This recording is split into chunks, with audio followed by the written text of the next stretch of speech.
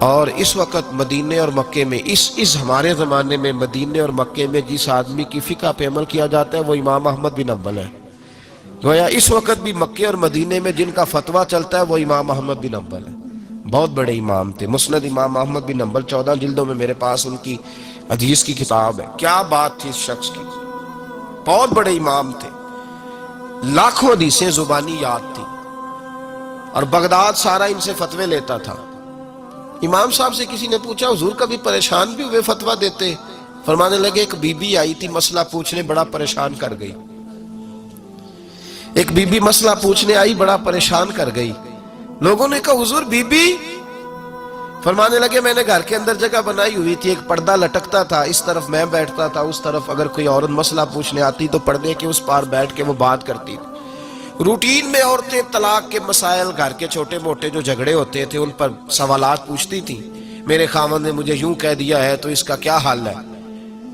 تو میرے بیٹے نے مجھے آ کے بتایا کہ ایک بوڑھی عورت آئی ہے باہر مسئلہ پوچھنے، توجہ کرنا ذرا بات پر، اور خاص غور کرنا کہ عرض کرنے لگا ہوں۔ فرماتے میرے بیٹے نے بتایا کہ ابا جی بوڑھی سی عورت ہے، وہ کہتی ہے میں نے امام صاحب سے سوال پوچھنا ہے۔ فرماتے پردے کے پیچھے بٹھایا، میں بھی بیٹھ گیا، تو بی بی آئی اور جچے تلے لفظوں میں فٹافٹ اس نے بات شروع کر دی۔ عورت کو حکم ہے غیر محرم سے بات کرے تو میٹھے انداز میں نہ کرے، میٹھے انداز میں۔ مرد کے لیے بھی حکم ہے بیویوں سے گفتگو کرے تو اس طرح کے جملوں میں نہ کرے جس سے توجہ پیدا ہو، موٹی سی دو حرفی بات کرے۔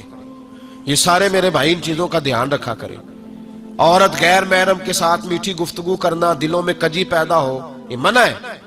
امام صاحب فرماتے ہیں بوڑھی تھی پر اس نے بات چھیڑی پردے کے پیچھے بیٹھ کے، تو بڑے جچے تلے 2-3 جملوں میں کہنے لگی امام صاحب مسئلہ پوچھنا ہے۔ فرمایا پوچھو۔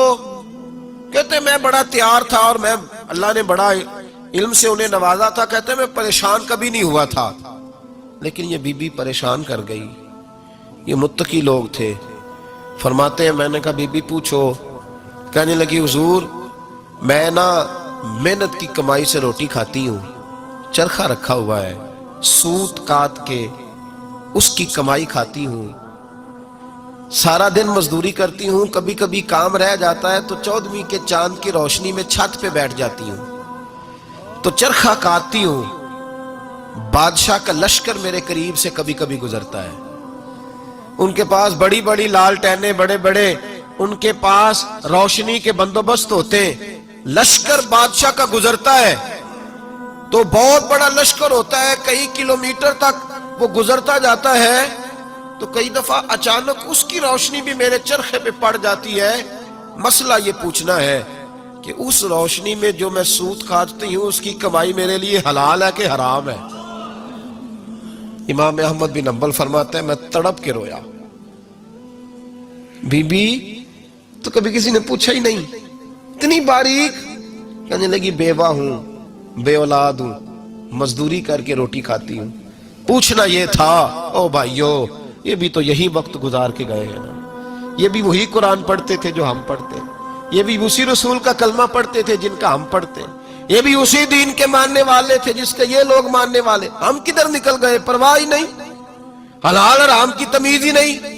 لیکن اولیاء اللہ کی صفت، حضرت امام احمد بن حنبل فرماتے ہیں میں چکرا گیا اور میں نے اس سے پوچھا پہلے تو اپنا تعارف کرا، تو ہے کون؟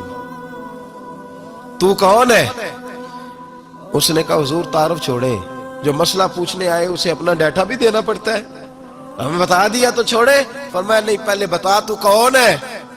تو وہ کہنے لگی میں حضرت بشر حافی کی ہمشیرہ ہوں، وہ جو بغداد میں بابا ننگے پیر پھرتا ہے تو کوئی جانور گوبر بھی نہیں نہ کرتا گلیوں میں، وہ نیک بابا، میں اس کی بہن ہوں۔ تو امام احمد بن حنبل کہتے میں رو پڑا۔ میں نے کہا آپا او میری بہن، کوئی اور آتا تو میں فتویٰ یہی دیتا کہ تو کو چھین کے روشنی تو نہیں نہ لیتی، خود پڑ جاتی ہے، جائز ہے تیرے لیے، لیکن تو چونکہ بشر حافی کی ہمشیرہ ہے تو تیرے لیے جائز نہیں، تو نہ یہ کر، تیرے لیے تقوی والا فیصلہ ہے میرا، تقوی والا، تو نہ یہ کام کر۔ امام احمد بن حنبل فرماتے ہیں بی بی چلی گئی پر میں ساری رات روتا رہا۔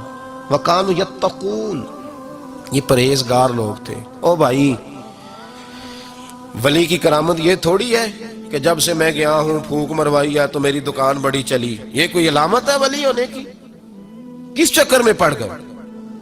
اولیاء اللہ کی علامت یہ ہے کہ وہ تیرے اندر سرور ڈال دے رسول اللہ کی محبت کا.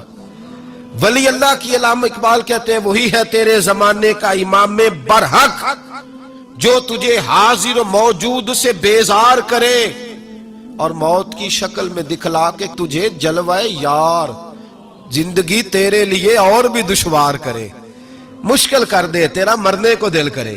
تیرا دل کرے کہ مروں گا تو محبوب کے جلوے پھر سے نظر آئیں گے. وہی ہے تیرے زمانے کا امام برحق